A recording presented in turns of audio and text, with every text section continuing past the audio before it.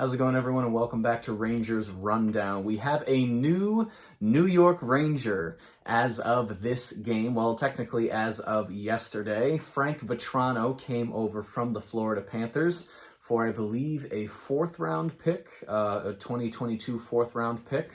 So not that much, and able to add a little bit of depth. He did play on the second line tonight, but I assume once Kakko returns that he'll be bumped down to the third line. He played pretty well tonight in his Rangers debut, was kept off the score sheet, but did help generate some offense and played pretty well defensively as well. Kreider, Zibanejad, Lafreniere was still the top line, but Vatrano slotted in where Hunt usually goes, so Panarin, Strome, Vatrano. Gaudreau, Hedl, Hunt made up the third line, and then Brodzinski, McKegg, Reeves as that fourth line. Lindgren, Fox, Miller, Trouba, Nemeth, Schneider, and Shesterkin in net.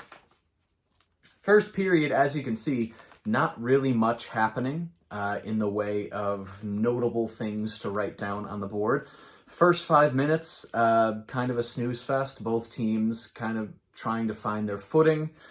Shots only 3-1 in favor of the Rangers 5 minutes in. But 5.5 minutes in, Sorokin makes a game-saving, now that we know what the final score is, a game-saving stick save on...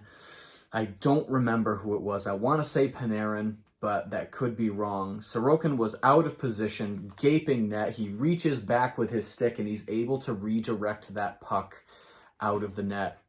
It's just one of those saves that was either really skillful or really lucky. 8 minutes in, Vatrano makes a good move to get out of the defensive zone and really bring the forecheck through the neutral zone and into the offense to create a little bit of sustained pressure. Reeves has a big reverse hit on Chara to keep the play alive. The fourth line really had a couple grinding shifts tonight to keep play in the offensive zone and tire out the first line of the Islanders. 9 minutes left. Zibanejad has a chance down low, right next to the net. 8 minutes left. Vatrano passes all the way down the offensive zone to Panarin, who's right in front of the net. He's all alone, but he mishandles the puck. He couldn't quite handle the pass, so no chance for Panarin. But Vatrano showing what he can do a couple times in that first period. 6.5 minutes left. During a little scrum at the side of the net where Shesterkin is kind of pinning himself against the pipe, the puck squirts out right in front of the crease. And if McKegg doesn't sweep it out of the way, it looked like it was going to go in the back of the net. There was an Islander player right there who was ready to push the puck in. McKegg able to push it out of harm's way. Shesterkin makes a big save on a Lee redirection right in front of the net. And then Vatrano has a big block, sacrifices the body, hits him right in the bicep, I think, which has got to sting. And then at 18:50, Gaudreau takes a hooking penalty, but that penalty kill would start with McKegg shorthanded chance. So there you go. Stuff in try is fought off by Shesterkin, and we end the period with shots 12-7 in favor of the Rangers. The Islanders have a 50-second power play to start the second period, and during the last second of that power play, Lee would score a power play goal. With 1 second left, he finds the top corner, and he gets it over Shesterkin's shoulder. The Islanders keep the pressure for a couple minutes after that. They're hungry for another goal, but at 3:26, Pelech takes a holding the stick penalty. Not much generated on that power play for the Rangers, but Vatrano was slotted into that second power play unit, just seeing what he can do. Gallant seeing what kind of player he has in Vatrano. 7 minutes in, Kreider is set up in front, and then 11 minutes in, Hedl is robbed twice. First time, he finds the rebound in front. Sorokin says no, and then he's robbed again shortly after on an even better chance. And then in the span of 2 minutes, Shesterkin makes a fantastic save, and then Brodzinski goes the other way, streaks in for a shot from the circle. Save is made. Islanders come back. Shesterkin makes another fantastic save, and then Kreider has a breakaway. So there was about 2 minutes in the middle of the second period that it was just back and forth, great chances, and both goalies really standing on their heads tonight. 11:53, Mayfield takes an interference penalty. Islanders in 2 of their last 3 games have taken no penalties. So they are a very defensively responsible team, which makes sense. They're coached by Barry Trotz. And tonight they took 3 penalties. So that is not exactly how they've been playing recently, but the Rangers will take power plays any way they can get them. Clutterbuck, a shorthanded chance to start that penalty kill for the Islanders. But at 13:38, Kreider would score his 21st power play goal of the season and his 40th goal of the season. He has reached the 40-goal mark, only the second player in the league this season to hit 40 goals. It was a Lafreniere cross-ice pass. Kreider just rips it into the back of the net. Rangers tie at 1-1. Strome takes a roughing penalty at 16:47.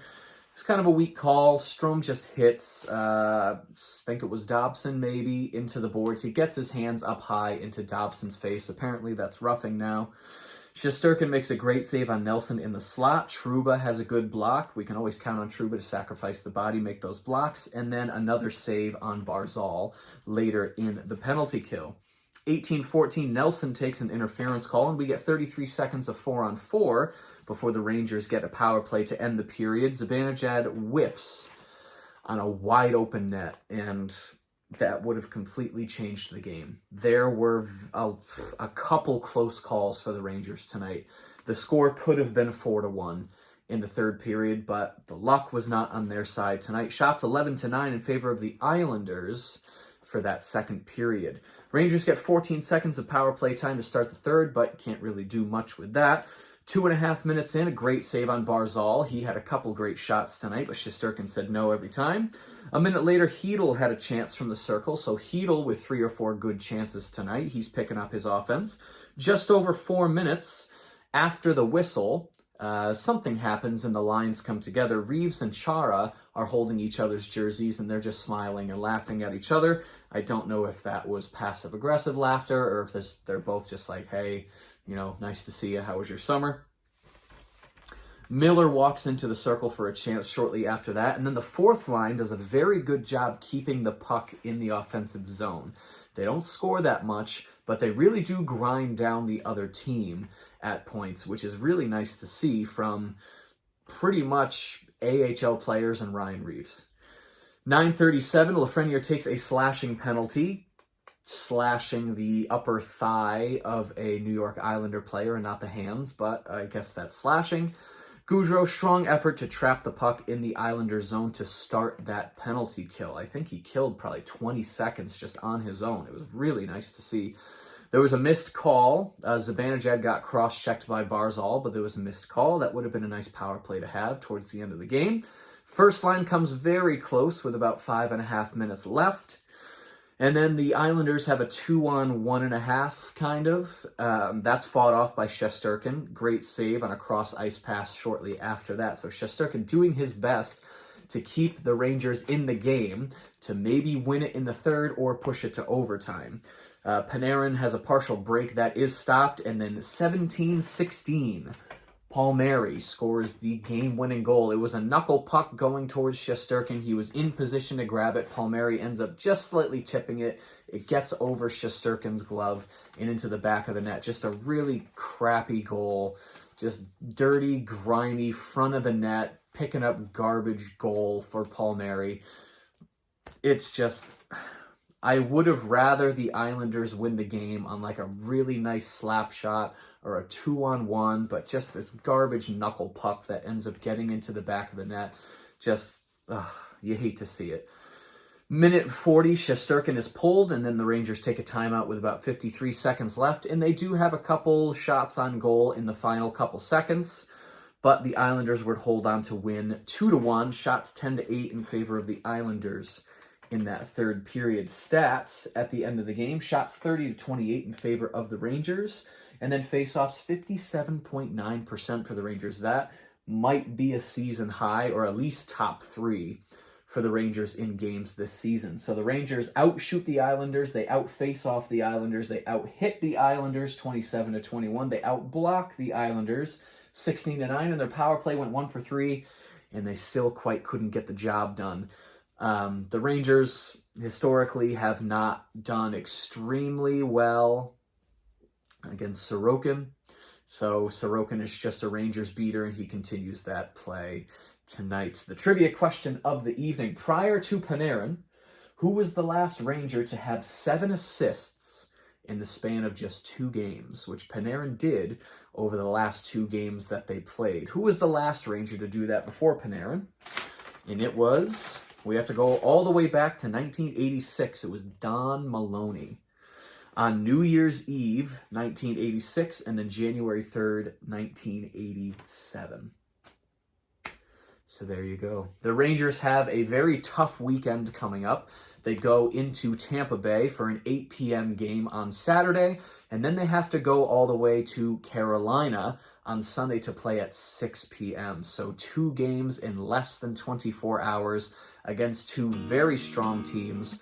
Hopefully the Rangers don't lose both of those games. Hopefully they can come away with one or the other. I really don't see the Rangers winning both of those games.